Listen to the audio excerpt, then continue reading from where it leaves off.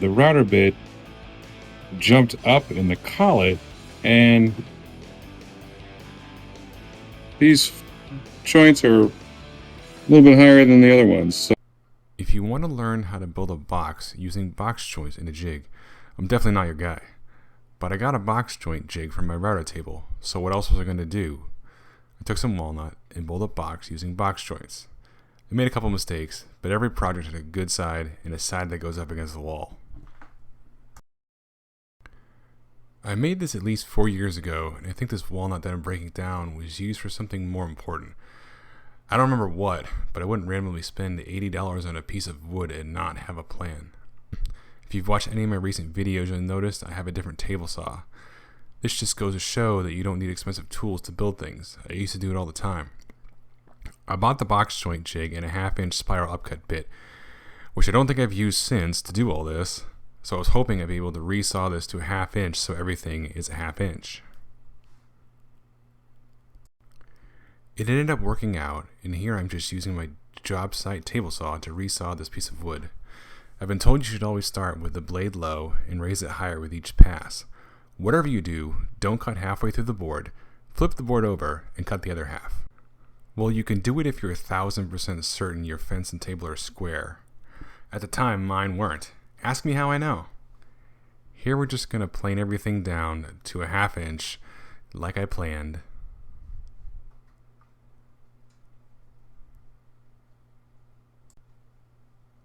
And then we're going to cut everything to the dimensions of the box.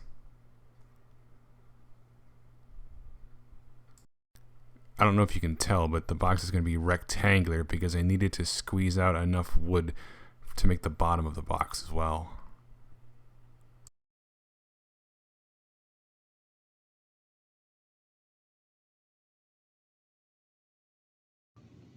we've run into a little problem.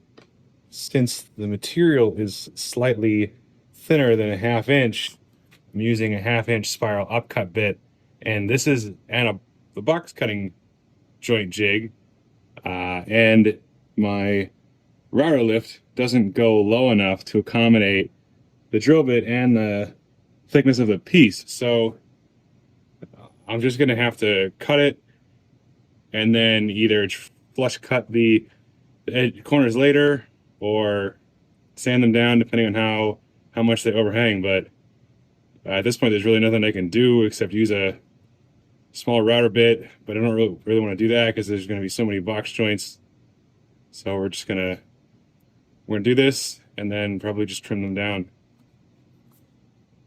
The jig all dialed in, and here's what we're working with.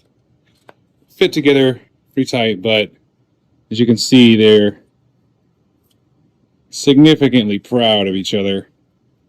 So that's going to take a little work, but that's really the best I can do with what I have.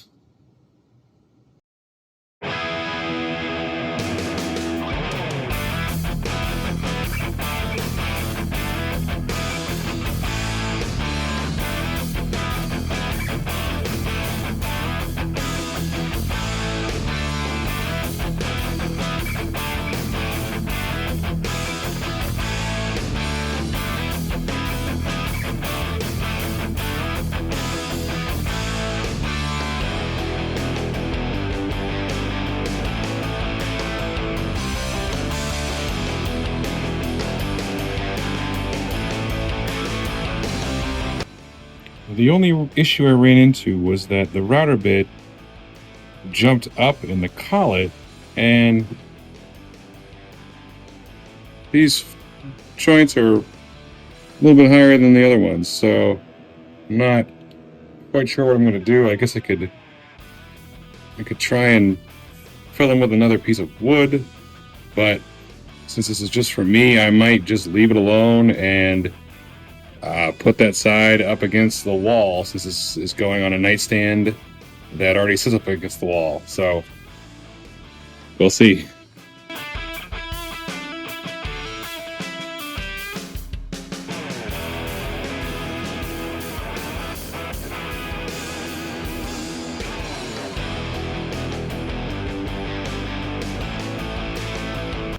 As you'll be able to tell, This was one of the more challenging glue-ups to figure out. The joints were tight, and I had to reposition the clamps multiple times to bring everything together.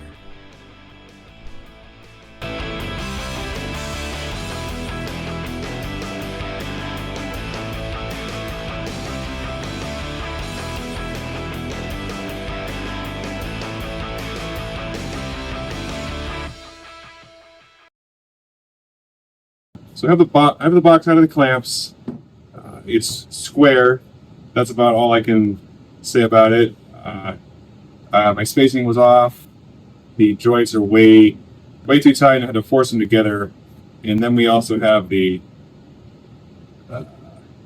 part where the router bit slipped, and these got cut too high. We'll have to figure out what to do with those, but I might just leave them. Now I got to cut off the overhanging fingers, and I might try using a flush cut saw, but I'm probably going to end up switching to the table saw because I have a feeling it's going to take way too long to cut all of these off. At the time, I only had this reversible sliding back saw. It worked, but I think this thing is made for cutting the bottom of doorway trim to put in flooring. Ideally, I would have used a Japanese pole saw, which I actually just bought. It was the highest rated pole saw on Amazon, and I'll throw a link in the description. I have no clue why, but I didn't think to clamp this down until the very last corner.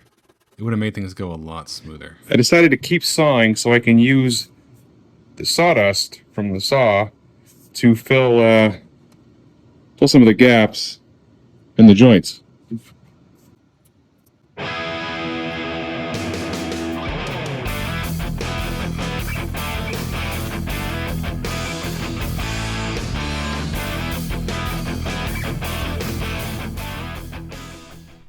I probably sanded this down to 220 grit because that's what I sand everything down to. I'm just using my 5-inch orbital router to do this. There's probably a better way. I probably could have done it before I glued everything together, but here we are. And now I'm cutting out a rabbit for the bottom, and I think you can just see the part that broke off, which caused a big issue. Not quite a big issue, but an issue that needed to be dealt with.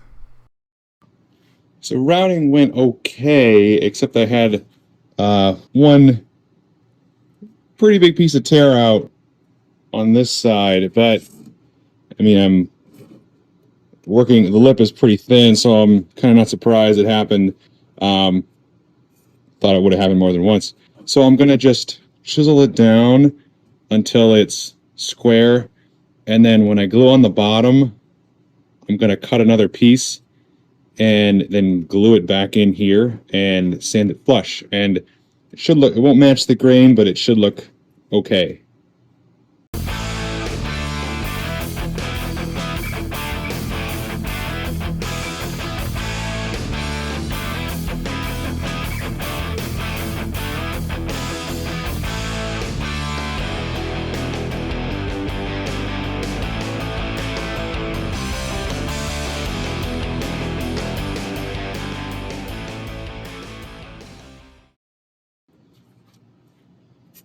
That's about as square as I can get it. So, also lost this little tab over here. See if I can fix that also. Here I'm just resawing the leftover pieces to make the bottom, and guess what thickness I chose to make the bottom. If you guessed a 1/2 inch, you'd be correct.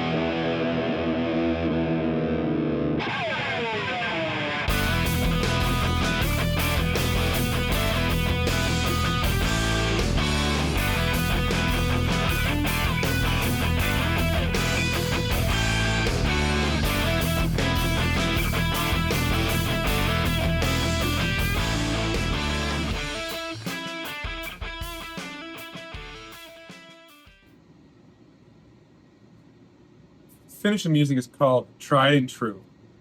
I've used this a few times before, and I really like it because it's zero VOC, it's food safe, and I mean, it doesn't smell at all and won't stick up your house.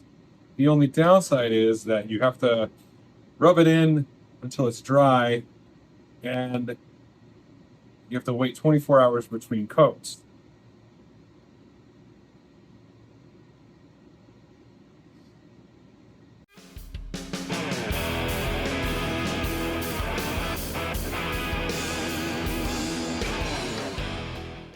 All things considered, I would say this turned out pretty well, considering I was only using a job site table saw and didn't have nearly as many tools as I have now.